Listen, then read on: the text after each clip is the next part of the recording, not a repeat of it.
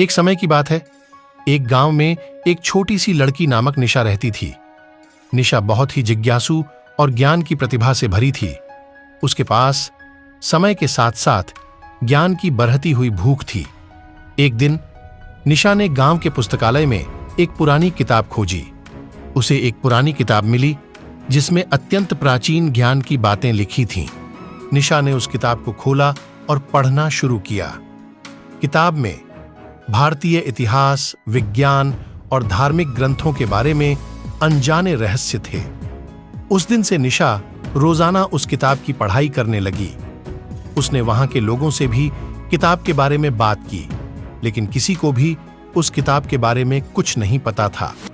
वक्त बीतता गया और एक दिन निशा ने उस किताब के एक अनोखे रहस्य के बारे में पढ़ा। रहस्य था कि उस किताब के लेखक ने एक अत्यंत अनमोल रत्न को गांव के पास के पहाड़ों के अंदर छिपा दिया था।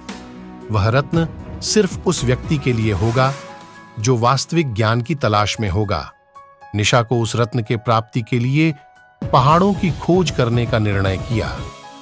उसने अपनी यात्रा शुरू की और कठिनाइयों का सामना करते हुए भी पहाड़ों के अंदर जाकर उस अत्यंत अनमोल रत्न को प्राप्त किया। उस रत्न की मदद से निशा ने अपने गांव को और अपने आसपास के गांवों को भी बदल दिया। उसका गांव एक नई ऊंचाई पर पहुंच गया और वह गांव की जनता को नए रास्ते दिखाने का काम करती रही।